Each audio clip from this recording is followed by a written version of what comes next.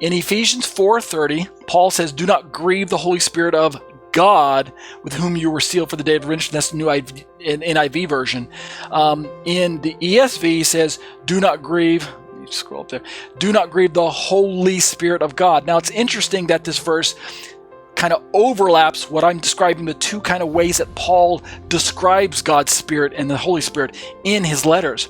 He, at the same time, describes the Spirit as the Holy Spirit, and yet at other times he describes it as the Spirit of God, him. And so we kind of have this overlapping of Paul's understanding of his theology, which was pulled in from the Tanakh, that the Spirit of God is God's Spirit, yet now Paul can begin to understand and articulate that this Holy Spirit, which can be poured out from God and given to believers to reside in believers, yet at the same time is the Spirit of God, and yet at the same time contains his own unique attributes and actions and decisions that describe him in what we would describe as or identify as personhood.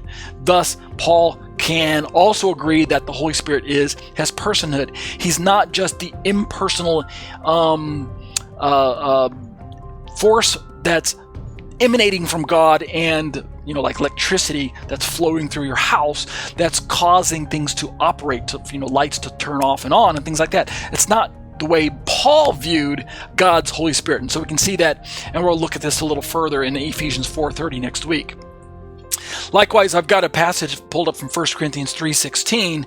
The ESV says, do you not know that you are God's temple and that God's Spirit dwells in you? God's Spirit dwells in you. God's Spirit. Now, in 1 Corinthians 3:16, he says God's Spirit dwells in you. But if we look at 1 Corinthians 6:19, using similar verbiage, Paul says, sorry about scrolling there, Paul says, or do you not know that your body is a temple of the Holy Spirit within you, whom you have from God? You're not your own. So let me look at those two passages kind of side by side.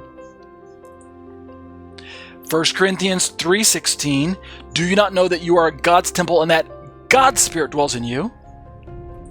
1 Corinthians 6:19, right? Same letter, just 3 chapters later. Or do you not know that your body is a temple of the Holy Spirit?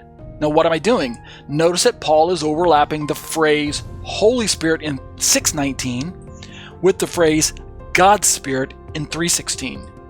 So, in this question of, is the Holy Spirit simply God's Spirit? Well, the answer is yes and no. It's not as cut and dry as we might want to say. God's Spirit is the Holy Spirit, and the Holy Spirit is God's Spirit, but the Holy Spirit in God's complexity is a separate person. And yet, the Holy Spirit is not a different being than God. The Holy Spirit is not a different spirit than God, because God is a spirit. The Holy Spirit is God, who is a spirit. All right, wrap your mind around that one for a moment. Next week, we're also going to continue to look at these other passages. Matthew 10:20, ESV, for it is not you who speak, but the Spirit of your Father speaking through you. These are Yeshua's words, talking about when the disciples are going to be on trial, as it were, before the synagogues. And, what are they going to say? What are they going to do? When they're questioned, Yeshua says in Matthew, it's the Spirit of your Father who's going to be speaking through you. Mark chapter 13, same story. He says, and when they bring you to trial and deliver you over, do not be anxious beforehand for what you to say, but whatever is given to you in that hour, for it is not you who speak, but the Holy Spirit.